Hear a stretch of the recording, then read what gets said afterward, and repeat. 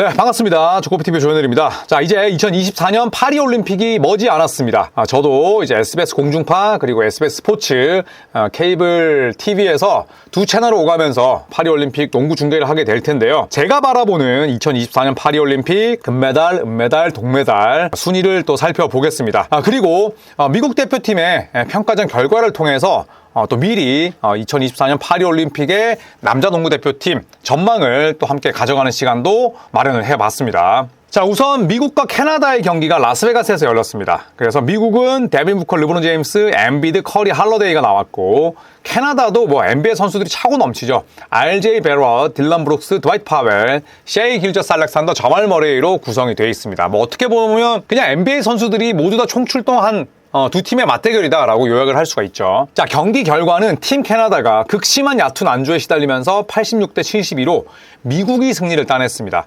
캐나다의 지금 공격 지표를 보시면 어시스트 18개, 턴오버 13개, 필드골이 33.8%, 3점이 21.2%, 그리고 자유투가 65%였는데 아무래도 쇼케이스 첫 번째 경기였잖아요, 서로가. 그러다 보니까 이 두 팀의 대결이 그렇게 박진감 넘치거나 과정이 좋지는 않았어요. 자, 하지만 미국 대표팀은 항상 쇼케이스의 첫 번째 관문은 늘 라스베가스를 거쳤습니다. 그래서 이 라스베가스라는 환경 자체가 아무래도 팀 USA에게 조금 더 친숙했겠죠. 반대로 캐나다는 경기 내내 빈공에 시달리면서 72점에 머물렀습니다. 자, 그리고 나서 미국은 아부다비로 출국을 합니다. 그래서 아부다비에서 두 게임을 치르게 되는데 첫 번째 경기 상대가 호주였죠. 자, 미국 대표팀은 제이슨 테이텀, 르브론 제임스, 조엘 엠비드, 앤서니 에드워즈, 스테픈 커리로 베스트 5에 변화를 줬습니다. 그리고 케빈 듀란트는 종아리 부상 때문에 여전히 나서지를 못했고요. 팀 호주도 NBA 선수들이 차고 넘칩니다. 닉 카이를 제외한 나머지 4명은 전부 다 NBA 리거예요. 다이슨 데니얼스, 조 클랜데일, 페리 밀스, 조시 기디, 그리고 닉 카이로 구성을 했는데 굉장한 접전이었습니다. 끝까지 호주가 미국을 물고 늘어졌습니다만 미국이 98대 92, 6점 차로 신승을 따냈습니다. 미국이 이날 실책이 많았어요. 턴오버가 18개, 어시스트가 22개. 자, 그래서 ATR이 1대1을 간 넘는 수준이었고요. 대신 3점이 터졌습니다. 41.4%. 자, 호주는 공격 리바운드도 13개나 걷어냈고 ATR은 더 훌륭했습니다만 3점이 좀 터지질 않았고요. 3점이 22.2%, 9개 던지면 2개 들어가는 수준이었습니다. 자, 그러다 보니까 호주가 결국 뒷심부적으로 패하긴 했습니다만 끝까지 상대를 물고 늘어졌죠. 자, 그리고 나서 다시 한번 아부다비에서 미국과 세르비아가 만나게 됩니다. 미국 대표팀은 제이슨 테이텀, 그리고 르브론 제임스, 조엘 엠비드, 스테픈 커리, 드루 할러데이로 구성을 했고 역시나 듀란트는 나서지를 못했습니다. 팀 세르비아는 오그넨 돌브리치, 그리고 필립 페트루세프, 니콜라 요키치, 마르코 구드리치, 알렉스 아브라모비치가 출전을 했는데 세르비아의 전력은 정상이 아니었어요. 보그단 보고노라비치, 그 다음에 니콜라 요비치 등등이 100% 몸 상태가 아니다 보니까 세르비아는 이 경기에 100% 힘을 쏟기보다는 기존 선수들, 그러니까 최상급 컨디션을 유지하고 있는 선수들끼리 호흡을 맞추고 매치 핏을 점검하는 정도의 경기를 펼쳤습니다. 자, 그래서인지 미국 대표팀이 세르비아를 상대로 26점 차 시원한 승리를 따냈습니다. 미국 대표팀은 여전히 ATR이 좋지 못했어요. 어시스트와 실책 비율이 좋지 못하다는 건 아직도 손발을 맞춰가야 되는 부분 여지가 남아있다는 뜻입니다. 자, 그래도 필드골 3점, 그리고 자유투, TS, 트루 슈팅 퍼센테이지에서 세르비아를 완벽하게 압도했고요. 세르비아는 어시스트와 실책 비율은 미국과 똑같았지만 미국의 활동력 넘치는 수비에 제대로 대응을 못했습니다.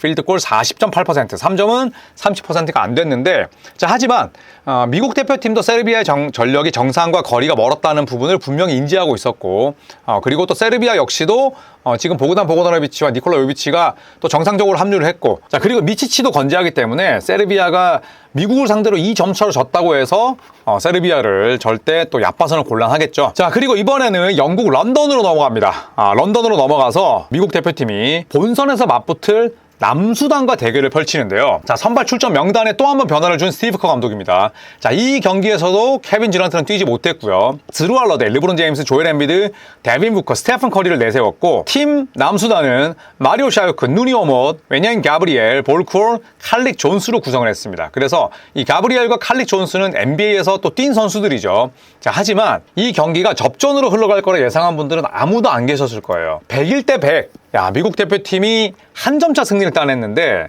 전반까지만 하더라도 저는 미국이 지는 줄 알았습니다. 그런데 마지막에 르브론 제임스를 비롯한 주전 멤버들의 활약이 상당히 좋았고요. 어시스트와 실책 비율이 그래도 좋아졌습니다. 거의 2대1에 가까웠고, 다만 3점이 터지지 않은 부분, 스테픈 커리가 좀 기복을 겪고 있고 또 듀란트가 없다 보니 3점에 대한 좀 오르내림이 있는 편입니다. 자, 반면에 남수단은 고국에 실내 체육관 하나 없다고 하죠. 그래서 남수단 국가대표팀이 훈련을 하는 장소는 고국이 아니라 외국이라고 하는데, 이런 실내 체육관 하나 없는 장소에서 이렇게 또 기량을 키운 선수들이 미국 대표팀을 상대로 엄청난 선전을 펼쳤습니다. 리바운드는 미국보다 더 많았고요.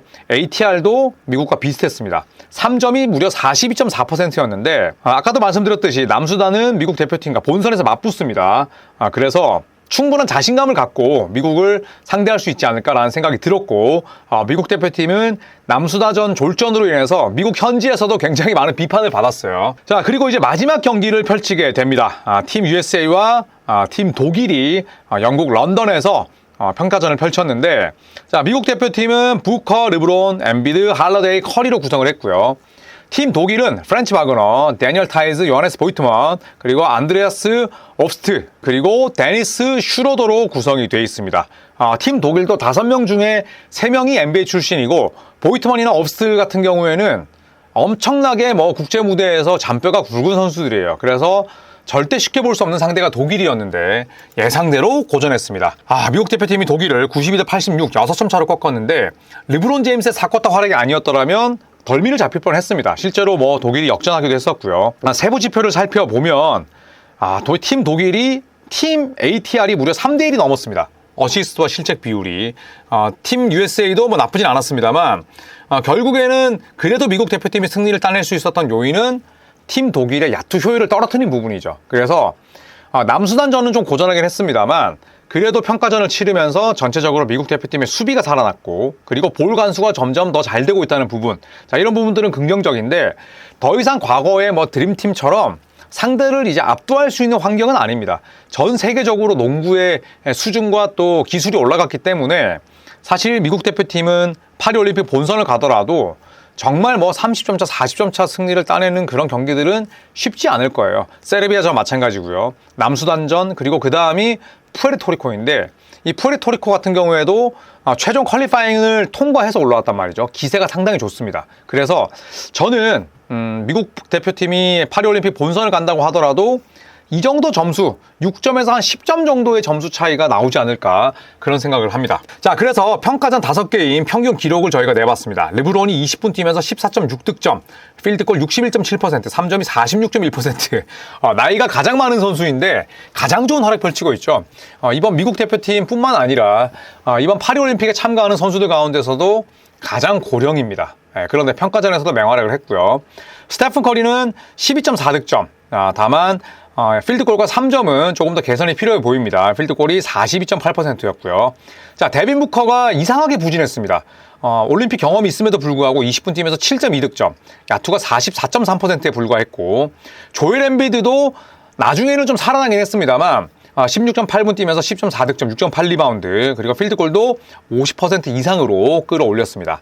자, 드루 할러데이 17.6분 뛰었고, 미국 대표팀에서도 주로 빅4드로도 많이 뛰어요. 그러면서 다재다능했습니다. 8.4득점, 3.6리바운드, 3.2어시스트, 그리고 상대를 완전히 자물쇠 채우는 락다운 수비력, 여기에 3점이 42.9%, 필드골 60%, 알짜배기 활약을 펼쳤죠. 자, 앤서니 데이비스입니다. 17.6분만 뛰었는데 11.8득점, 9.8리바운드. 리바운드 기가 막힙니다. 그리고 블락샷도 어마어마하게 찍어냈고요. 한 경기에 블락샷 6개 찍기도 했었고, 필드골이 50%가 살짝 안 되긴 합니다만 데이비스가 미국 벤치에서 가장 좋은 활약을 펼쳤다고 생각을 합니다. 자, 앤서니 에드워즈 벤치에서 주로 출전을 했는데 20분 뛰면서 13득점, 필드골 49%, 3점 36.8%. 역시나 활약이 나쁘지 않았죠.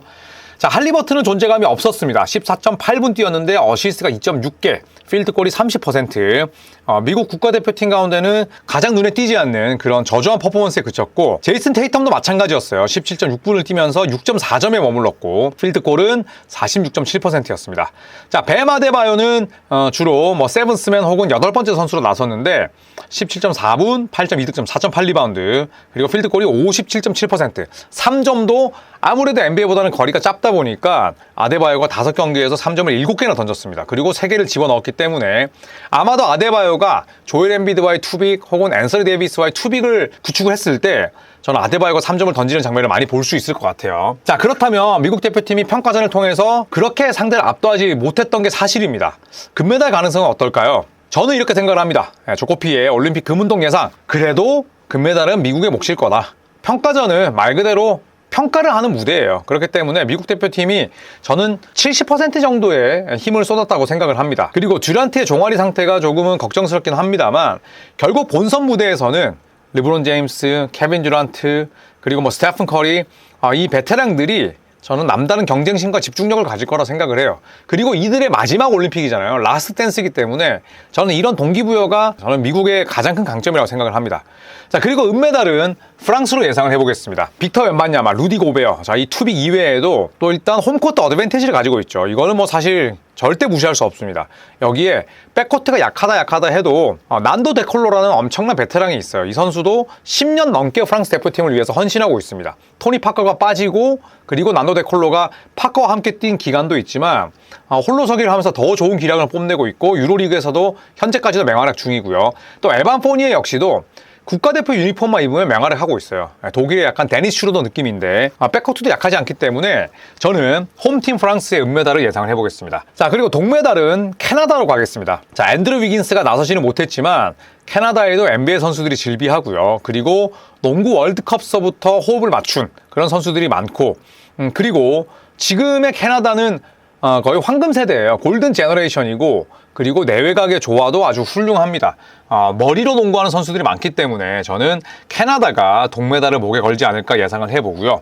그리고 동메달 결정전에서 아쉽게 패할 팀으로 저는 세르비아를 꼽겠습니다. 자, 물론 뭐 스페인도 있고 뭐 독일 좋은 팀들이 많지만 그리스도 마찬가지고 저는 세르비아가 결국 니콜라 요키치가 지난 올림픽 때 출전하지 않았잖아요. 근데 요키치 그리고 보그단 보고나로비치 여기에다가 저는 미치치까지 농구를 알고 플레이를 하는 선수가 많다. 결국 이런 BQ가 높은 선수들의 존재감이 도드라지는 팀이 세르비아다라고 저는 보기 때문에 아쉽게 캐나다에겐 지겠지만 세르비아를 저는 4위로 꼽도록 하겠습니다. 자, 여러분이 생각하시는 2024년 파리올림픽 남자농구대표팀 금, 은, 동은 어떻게 예상을 하시나요? 댓글로 남겨주시면 재밌게 읽도록 하겠습니다. 감사합니다.